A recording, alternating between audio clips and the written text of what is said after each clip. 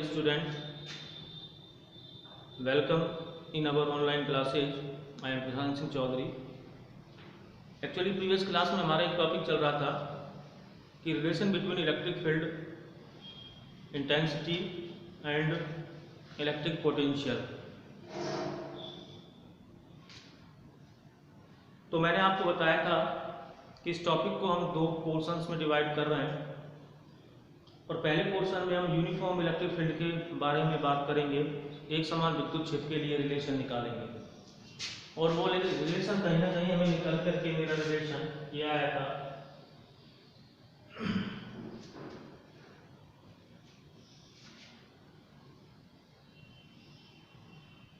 कि dV बराबर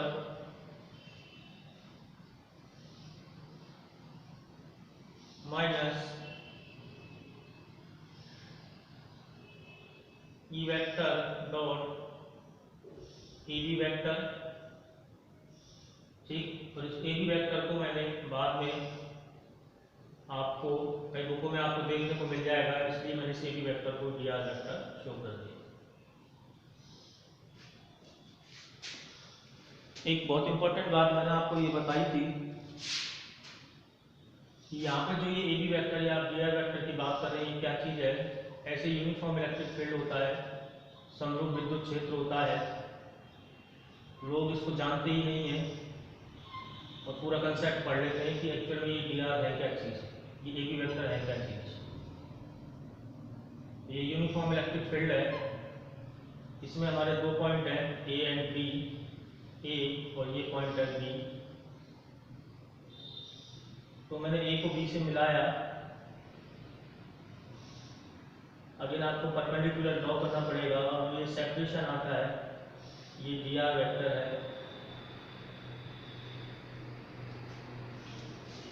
कई लोगों को ऐसे समझ में अगर नहीं आ रहा है तो आप एक बार मुझे एक चीज़ बताइए। जब मैं इसको खोलूंगा तो मैं लिखूंगा dV बराबर माइनस EAB और मोड लगाना पड़ेगा मुझे। E वेक्टर का मोड हो गया, AB वेक्टर का मोड हो गया और cos थीटा मैं लिखता हूँ। अब ये AB cos थीटा अगर मैं ध्यान से देखूं तो अगर ये AB है, AB और ये एंगल आपका थीटा है, तो आप मुझे आराम से बता सकते हैं कि जो ये लेंथ होगी यहाँ से लेकर यहाँ तक की, ये जो घटक होगा उसको कहेंगे हम AB cos थीटा। समझ में आई बात। तो ये जो सेपरेशन है दोनों के बीच का, ये लिया जाता है यहाँ पे, बैठा दिमाग में। तो ये बात आपको कान खोल के दिमाग खोल के बैठा लेनी है कि what is the mean by dr vector और what is the mean by AB vector. ये बहुत से लोगों को आता ही नहीं है, ठीक है। अब एक अलग हम आज नया टॉपिक स्टार्ट कर रहे हैं, एक्चुअली इसी का पोर्शन स्टार्ट कर रहे हैं क्या कि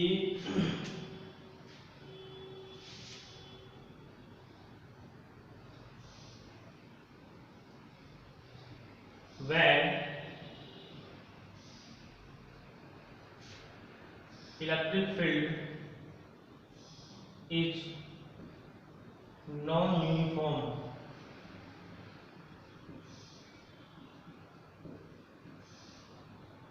non-uniform मतलब असमरूप, जिसकी वैल्यू चेंज हो पोजीशन के रेस्पेक्ट में, स्थिति के सापेक्ष, जिसका मान बार बार चेंज हो, असमरूप विद्युत क्षेत्र, ठीक है। when E is non uniform, समझे देखिए बेटा। अब पहले विद्युत क्षेत्र कैसा था, समरूप था, और अब की बात जो आपका ये विद्युत क्षेत्र है वो असमरूप विद्युत क्षेत्र है, ठीक है। तो देखें, यदि एक थोड़ा सा मैं आपको जब ये टॉपिक स्टार्ट किया था, ये बात मैंने आपको तभी बता दी थी कि हल्का सा ये जो टॉपिक है वो थोड़ा सा कॉम्प्लिकेटेड है, इसलिए आपको अपना दिमाग, पूरा दिमाग बोर्ड पर लगाना पड़ेगा। जिस बच्चे ने बोर्ड पर दिमाग लगा लिया उसको समझ में आ जाएगी, और जो बोर्ड पर दिमाग नहीं लगाएगा उसको ये समझ में बिल्कुल भी नहीं आएगा, ठीक है। तो देखें, यदि V विद्युत विभव है, इलेक्ट्रिक पोटेंशियल है,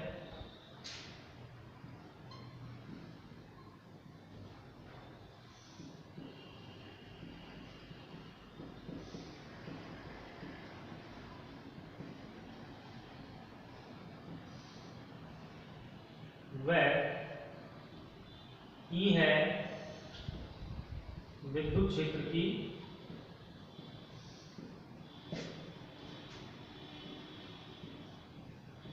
तीव्रता, इंटेंसिटी ऑफ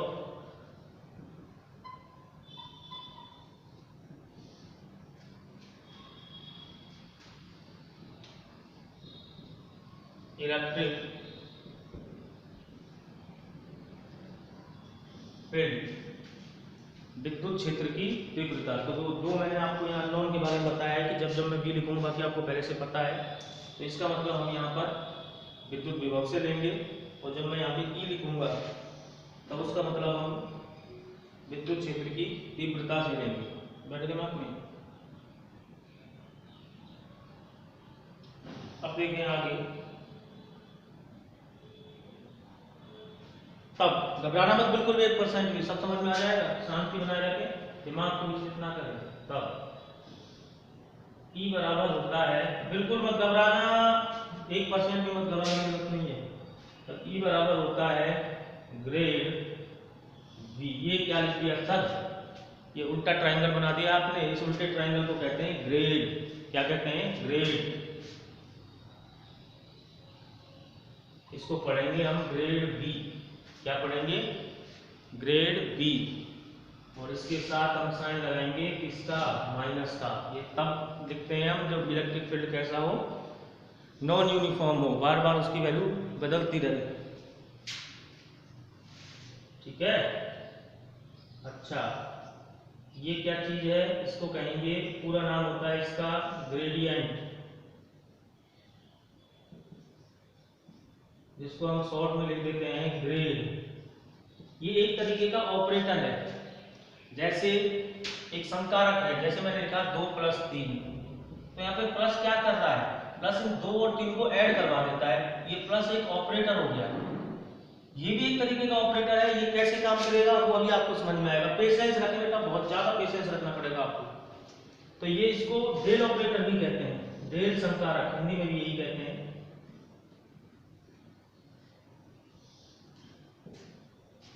डेल संकारक। सर मतलब क्या है इसका? हमको समझ में नहीं आ रहा। पेशेंस रखें, अभी समझ में आएगा थोड़ी देर में। तो यहाँ पे जो उल्टा ट्रायंगल मैंने बनाया है, इस उल्टे ट्रायंगल को हम क्या कहते हैं? इसको कहते हैं हम डेल संकारक या डेल ऑपरेटर। बैठा दिमाग में? अब देखें आगे,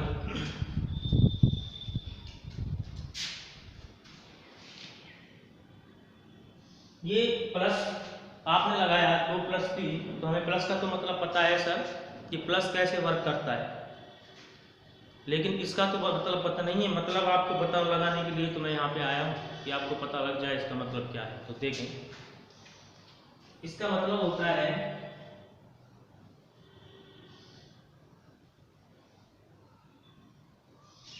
del upon del x i cap plus del upon del y j cap plus del upon del z k cap. मैं फिर कह रहा हूं, लास्ट तक अपने आप को पेशेंस रखें। जो बच्चा लास्ट तक चुप बैठ करके देखता रहा वीडियो, उसको सब समझ में आ जाएगा। और जो अभी से ही अपने दिमाग में खराब होती है, क्या हो रहा है, घबरा गया, तो मेरी गारंटी नहीं है। विश्वास करें, मैं गारंटी दे रहा हूँ फिजिक्स की कि आज के बाद आपके जीवन में फिजिक्स एक नई सब्जेक्ट लेकर के उभरेगी। अभी लॉकडाउन चल रहा है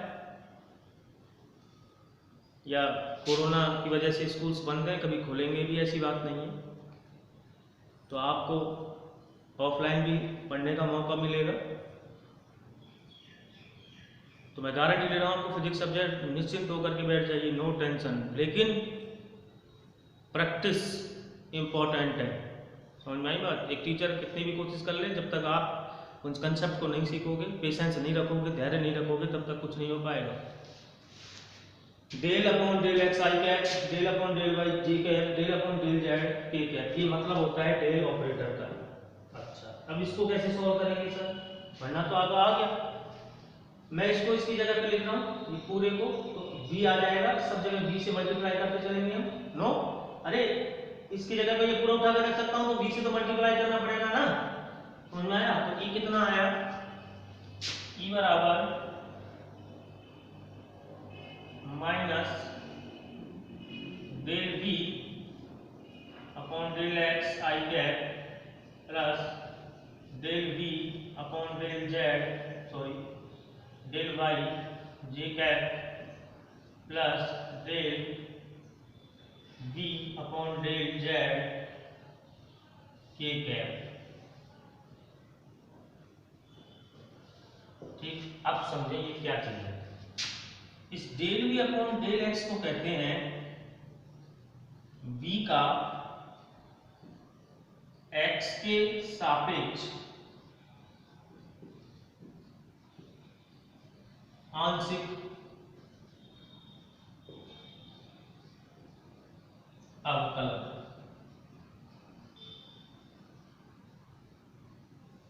ठीक, अब ये अवकलन में क्या होता है उसके लिए मैं सॉरी हूं, क्योंकि ये तो 11वीं क्लास की बात है। v का x के सापेक्ष आंशिक अवकलन, आपने अभी तक जो पढ़ा है वो एग्जैक्ट अवकलन पढ़ा है, पूर्ण अवकलन पढ़ा है। अब हम पढ़ रहे हैं कौन सा अवकलन? आंशिक अवकलन। ऐसे ही del v upon del y का मतलब क्या होगा? v का y के सापेक्ष आंशिक अवकलन। Del v upon del z का मतलब क्या होगा? v का z के सापेक्ष आंशिक अवकलन। करते कैसे हैं इस आंशिक अवकलन को? यानी इसको पार्शियल डिफरेंशिएशन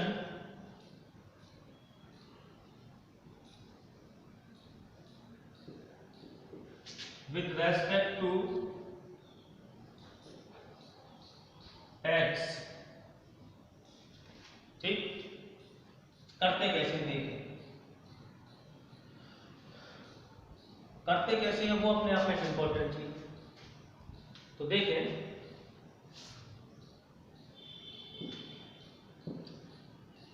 जब आप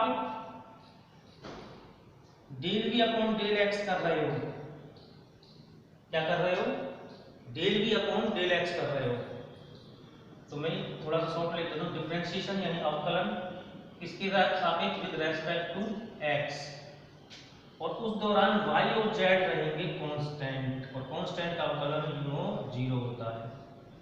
जब आप del v upon del y कर रहे हो, इसका मतलब डिफरेंशिएशन विद रेस्पेक्ट टू अवकलन किसके सापेक्ष हो रहा है? y के सापेक्ष। तो कौन कौन कांस्टेंट रहेंगे? x और z जो है वो रहेंगे क्या? कांस्टेंट।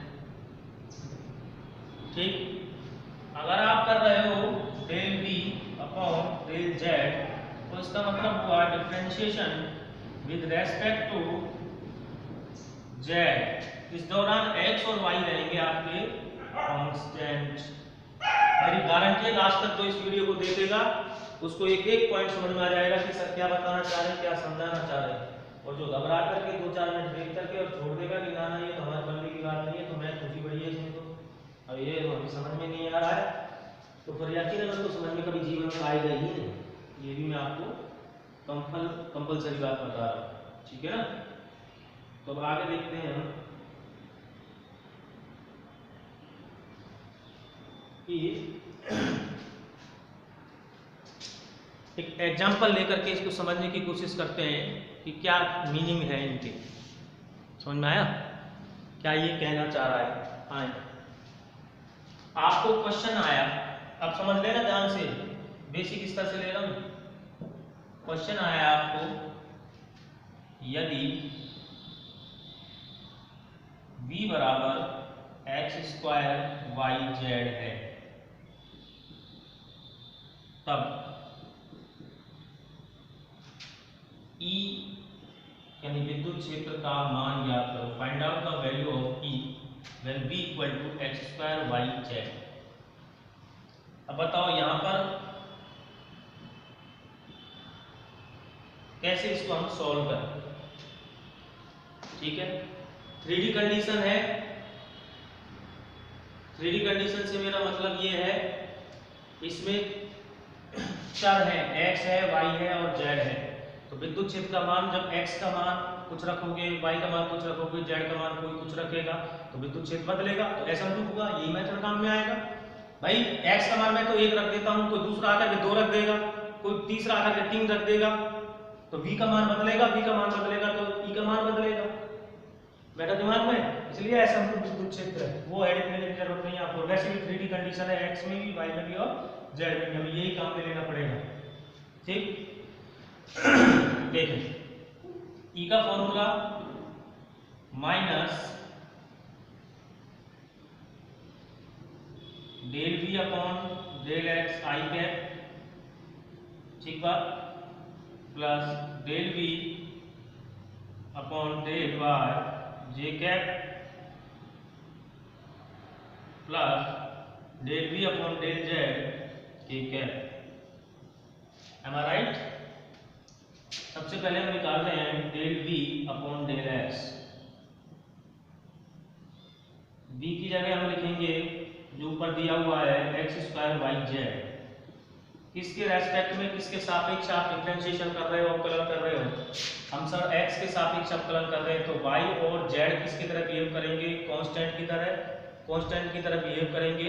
अकेला अगर कांस्टेंट होता तो हम उसको उसकी जगह 0 रख देते, लेकिन एक्स स्क्वायर का हमें करना पड़ेगा। कैसे करते हैं अवकलन? पावर को कहाँ ले आओ, आगे ले आओ और उसमें से एक कम कर दो 2x, और कांस्टेंट बाहर आ जाएंगे तो इसको जो करते हुए लिखते हैं y z। इनका अवकलन नहीं करेंगे क्योंकि ये ट्रीट करेंगे लाइक ए कांस्टेंट। हाँ, अकेले y z होते तो 0 लिखते, ये एक्स स्क्वायर नहीं होता था। लेकिन गुणा होता है जब कोई कांस्टेंट तो उसको अवकलन से कहाँ निकाल देते हैं? बाहर। अब देखें आगे, del v upon del y x square y z किसके सापेक्ष कर रहे हो? y के सापेक्ष, तो ये दोनों कांस्टेंट होंगे, जो का तो लिख दो, इनसे कोई मतलब ही नहीं है। एक्स स्क्वायर z y का y के सापेक्ष 1 होगा, इतना ही आएगा। y का y के सापेक्ष 1 होगा तो पता है ना। अब देखें आगे, del v upon del z x square y z किसके सापेक्ष करो? जेड के सापेक्ष, तो एक्स स्क्वायर वाई जो करते हो, एम आई राइट? और जेड का जेड के सापेक्ष 1 आएगा, तो 1 को लिखने की जरूरत नहीं है, इनको यहाँ जमा दो। तो ई का फाइनल आंसर कितना आता है? E equal to minus 2x Y Z I cap plus X square Z J cap plus X square Y के cap. This is the final answer. समझ में आया? अब कुछ कुछ तस्वीर शायद कुछ बच्चों को बनने लगी होगी कि सर क्या कहना चाह रहे हैं, क्या पढ़ाना चाह रहे हैं, क्या मतलब है इन चीज़ों का। कुछ कुछ बातें आई थिंक अब आपको समझ में आने लगी होंगी। ठीक है, फाइनल ई का फॉर्मूला आ गया ये आपका, ई बराबर 2x वाई जेड माइनस तो लगेगा ही आई cap x square Z J cap x square Y के। Any problem? पॉज करके आप इसको उतार सकते हैं। गलत मैं बिल्कुल नहीं पढ़ाऊंगा, पहले बता रहा हूँ, मिसकंसेप्ट बिल्कुल नहीं दूंगा। थोड़ा सा कॉम्प्लिकेटेड होगा तो होगा, समझ में आया? लेकिन मैं आपको इस टॉपिक को लॉलीपॉप बना के पढ़ा दूँ और आप कंसेप्ट सीखे ही नहीं है, बस इजी में चल रहा है, तो फिर आगे समझ में आ जाएगा कि हमें गलती क्या करेंगे। समझ में आया? चलो एक एग्जाम्पल और ले लेते हैं, देखें।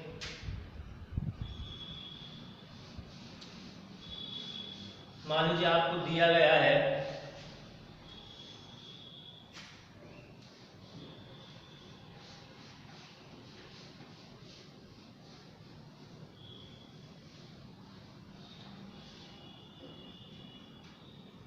कि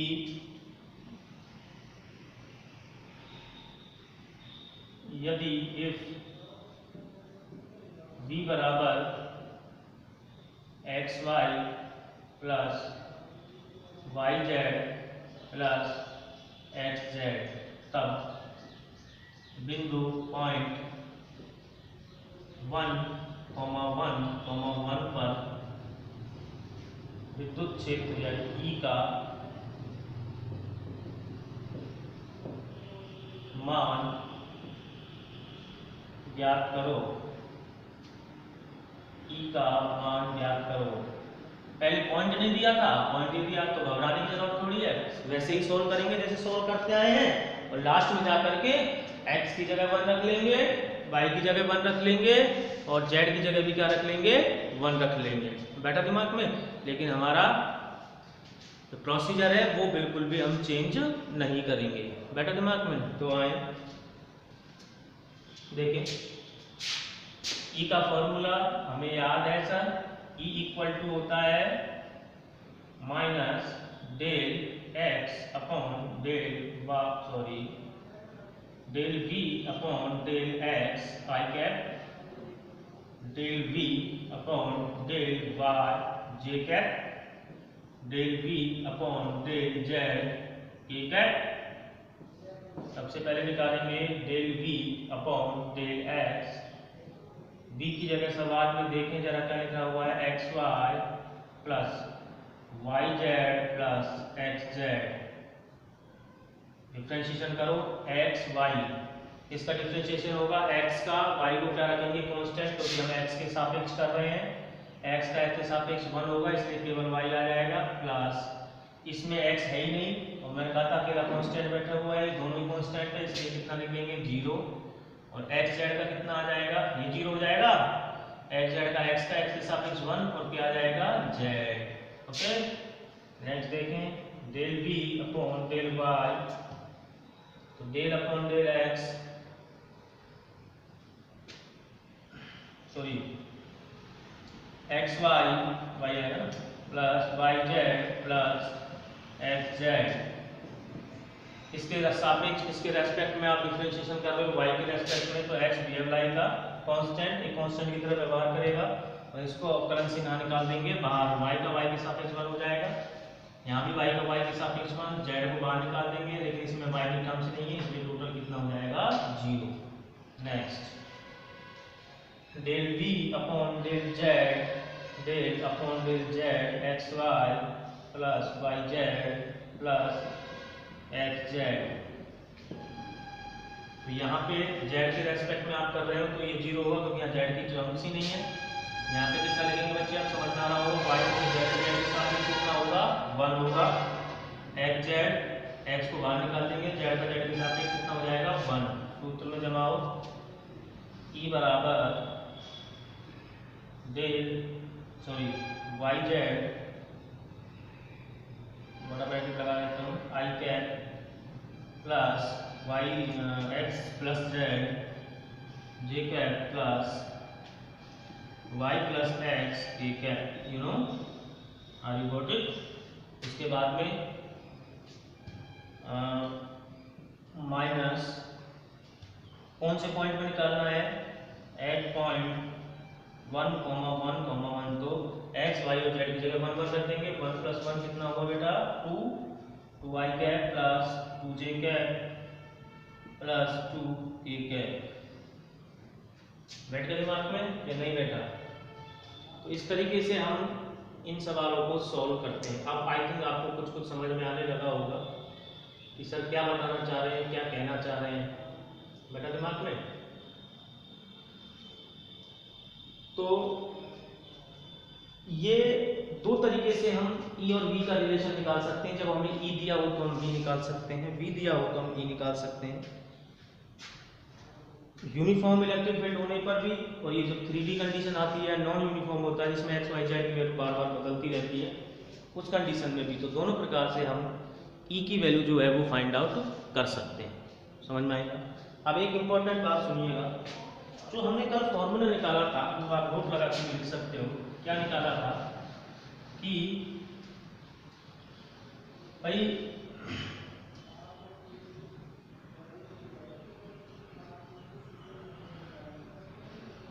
E बराबर होता है माइनस का dv अपॉन dr।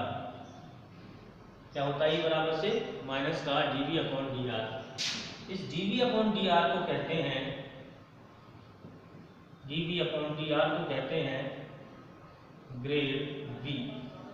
सिंबल है इसका, क्या कहते हैं, ग्रेड V। और इसको कहते हैं विभव प्रवणता। क्या कहते हैं, विभव प्रवणता। फिजिक्स में एक भौतिक राशि है विभव प्रवणता, पोटेंशियल ग्रेडियंट, CL ग्रेडियंट। अब कई बच्चे क्या कंफ्यूज कर रहे हैं, सर थोड़ी देर पहले आप पोटेंशियल ग्रेडियंट या ग्रेड V जो है आप इसको कह रहे थे, ये केवल ग्रेड है, ग्रेडियंट है केवल, और ये है grade V, dV upon dr। समझने की कोशिश करें, ये तो एक ऑपरेटर है।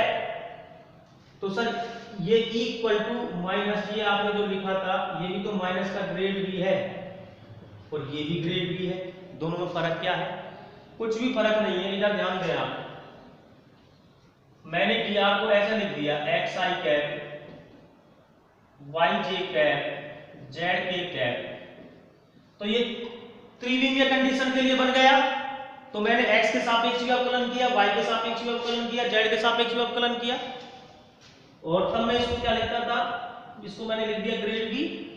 यहाँ भी V एंड V आ गया, और E निकालने के लिए इसके आगे कौन सा निशान लगाना पड़ता था, मुझे नेगेटिव साइन लगाना पड़ता था। शांति से समझिए मैं क्या कह रहा हूं, ये हम तब काम में लेते हैं फॉर्मूला जब विद्युत क्षेत्र का मान बदल नहीं रहा हो।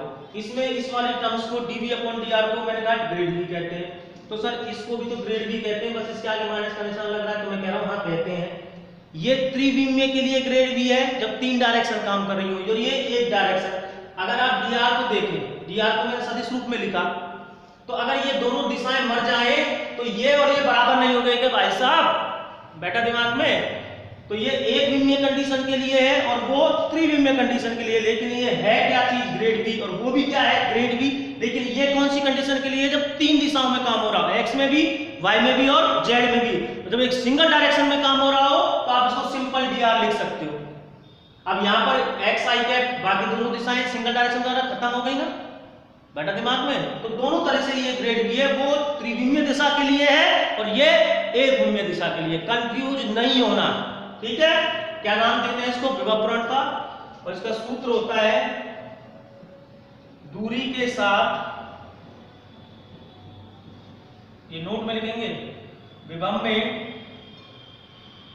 परिवर्तन की अधिकतम दर। आ गई समझ में, मात्रक हो गया इसका। और मैं इसको थोड़ा सा आपको समझाऊं, ये अधिकतम से क्या मतलब है। मान लीजिए आपके ये दो समविभव पृष्ठ हैं, ये भी समविभव पृष्ठ है और ये भी क्या है, सम, ये दोनों क्या है, समविभव पृष्ठ।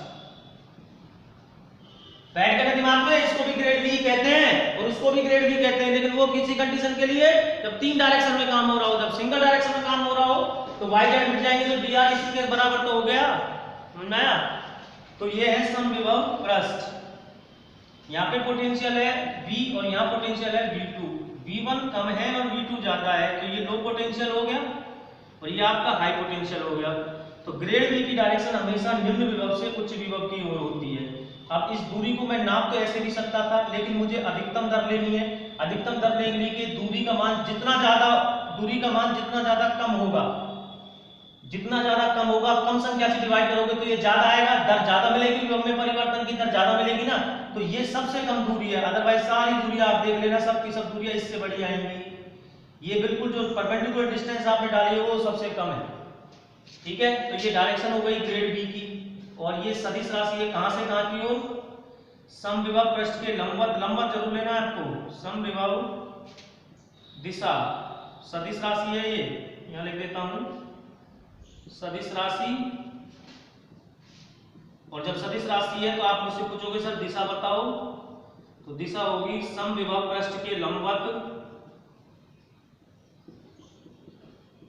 यहां पे चाहो तो आप मैक्सिमम लगा सकते हो ताकि आपको रिमेंबर रहे कि हमें अधिकतम दर लेनी है।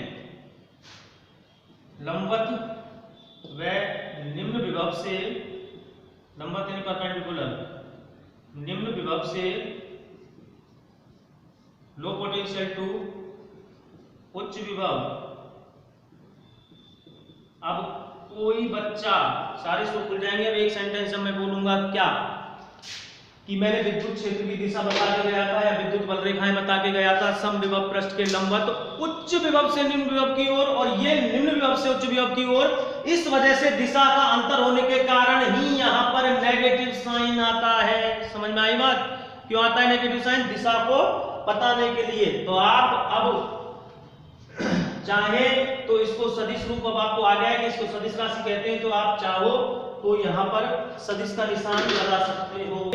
तो आप चाहो तो यहाँ पे वेक्टर के फॉर्म लगा सकते हैं। ठीक है, थैंक यू।